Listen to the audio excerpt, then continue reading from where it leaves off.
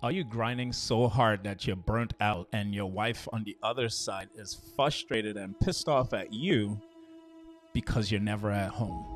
My wife said, "Thank you for being my tractor."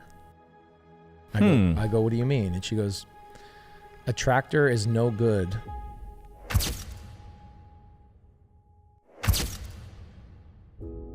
And I said, "Thank you for being my barn." Ooh, that's good, bro. When Sam Walton was building Walmart, he was spending like 70 hours grinding and hustling, and his wife, Helen, she was about to walk out the door. He made her board of directors. Now they have a $600 billion legacy. This is why I wholeheartedly believe in running your marriage like a business. It works. If you don't want to marry a man that will die from a heart attack, then don't go on a second date with me, because I will die from a heart attack from going so hard. I will.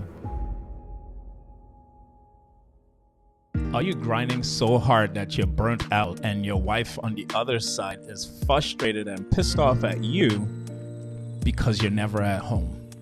Today, we're going to be dissecting Pace Morby's tractor and barn analogy. That's going to help you turn all of that around so that you could have a more happy home.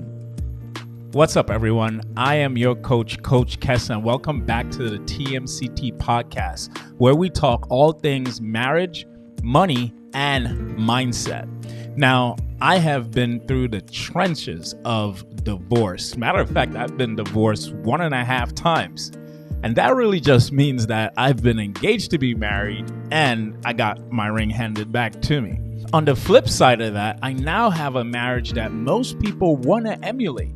And since my wife and I have been married, we have grown our business to $1 million business. We have grown a real estate portfolio together. And so we have done some things together where what I'm talking to you about as you grow and scale your business. I know what it's like to hustle and lose the connection. That's why the gems that Pace Morby is going to be dropping today is going to change things in your home and in your life forever. So let's jump in and listen to the first clip from Pace Morby. My wife said one day to me, she said, "Thank you for being my tractor." I go, "What do you mean?" And she goes, "A tractor is no good left in the barn. A tractor is meant to be out in the field planting seeds and plowing and doing all the things, and that's what a tractor is for." She said, "Thank you for being my tractor." And I said, "Thank you for being my barn where I can feel at home." Ooh, that's good, bro. Super powerful, right? Pace goes out, he's the tractor, he's tilling the soil, doing all of the hard work on the outside that a tractor does. And Laura, she's the barn, collecting all the returns and the things that he does with the tractor. Now, this doesn't have to be set up the same way in your home, but I think what we could pull out of this framework is systems. Think about it like this. The Burj Khalifa is the tallest building in the world, 2,700 feet tall. Like, that thing is massive. And you know what most people don't know about the Burj Khalifa?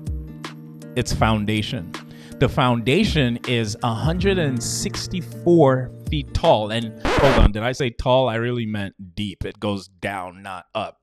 Anyway, it goes down 164 feet down. To give you some perspective, that's the equivalent of a 15-story building, like 15 floors up.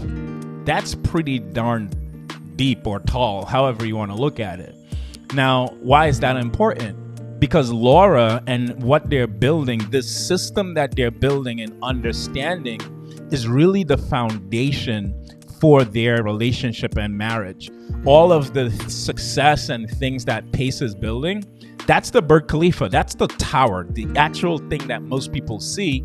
But what they don't see is the foundation that they've built, because they've established roles and responsibilities in their home to allow them to build this tall, beautiful building that generates billions of dollars a year so that people could come see it. And that's like the community that he's built. That's like the Burj Khalifa that most people go to, and he's able to generate so much more, but it's built on this foundation. And I think that this is something that you and I can learn from to be able to implement in our marriages. And that's exactly why in the Run Your Marriage Like a Business framework, we have role optimization. Just like Pace is out there plowing and Laura is nurturing, understanding these roles and responsibilities help you to lean into your strengths. Clear boundaries, no overlap, that equals no resentment. And what makes this beautiful is that Laura isn't upset that he's out there just doing his thing. Matter of fact, she's proud because she is a part of the entire system that allows him to go out and crush it. Now that's connection, not conflict. But what I love about this framework, it's not unique to Pace. If you research some of history's greatest entrepreneurs, you would find really great entrepreneurs who have done things like this. Let's take Estée Lauder for example. Estée Lauder is a multi-billion-dollar makeup brand company that owns like MAC, Clinique, and so many others. And one of the things that I learned about them was when they were building their company, they actually got a divorce. Her husband and her got a divorce at first. And 4 years after they got remarried, established really clear roles and boundaries, and then they were able to build a company into what it is today. Now, they have long gone and passed on to another life, but the company still moves on. This is why systems and being able to do these things with your partner is possible, although most people don't tend to try to make it work. But let's take it further and listen to Pace in this next clip. My wife knows she married a tractor. Mm-hmm. She knows. And when we were on our first date, I said, if you don't want a man that will work until he has a heart attack, then do not marry me. Actually, I said, do not go on a second date with me. That was my first upfront contract to her. I said, if you don't want to marry a man that will die from a heart attack, then don't go on a second date with me, because I will die from a heart attack from going so hard. I will. Man, that is real. Pace laid it out from the jump. Even before they went on a second date, he said, I am the tractor. This is what I am doing. And she was willing. And so this is vision. Having a clear vision. And guys, most people are already married and don't have the privilege of hearing a podcast like this with you and I discussing these types of issues.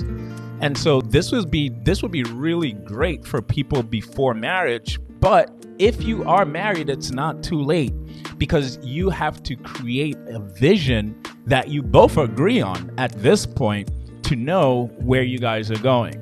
And so this is super important. Now, this also reminded me of Sam Walton. He is the founder of Walmart. Maybe you've seen them around. When Sam Walton was building Walmart, he was spending like 70 hours grinding and hustling, and his wife, Helen, she was about to walk out the door. Matter of fact, I wrote something that I'm just going to read from instead of trying to memorize it for you guys.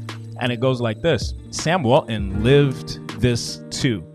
In the early days, he's grinding 70 hours a week for what? But Helen's done.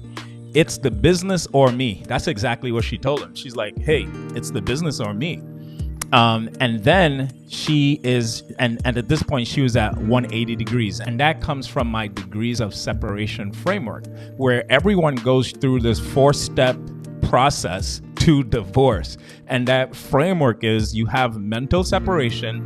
That leads to emotional separation. Then that leads to physical separation. And then there's divorce. Some people think divorce actually starts at the courtroom. No, it don't. It starts from that mental disagreement where you guys don't agree on something and you start to be on different pages. And then that leads to resentment. And then it leads to starting to not be around that person that much. So that's all that really means. So let's get back to what she was saying here. She was ready to walk out. He didn't let it hit the red zone, and the red zone is going to divorce. He didn't let it hit the red zone. He made her board of directors. Guys, this is key. Last week we talked about Pace making his wife the CEO of the home. And this week we have Sam Walton making his wife the board of directors. Like, this is real life stuff. You could look this up. And so he made her the board of directors. And what she did was she synced the family with business. She synced family with business. And so they were closed on Sundays and they had family dinner. Now, imagine this, right? Walmart being closed on Sundays. That's not a world that you and I know. But back then, when they were growing the business and Helen was the board of directors, this was something that she implemented so that they could have more family time. So let's keep going. Sam said success came when we align business values with family values. Now they have a $600 billion legacy, and it's the same for Pace and Laura.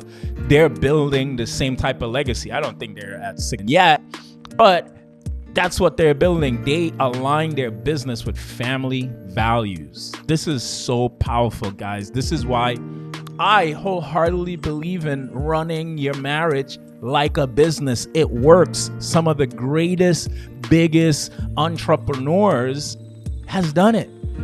Why would we not follow suit?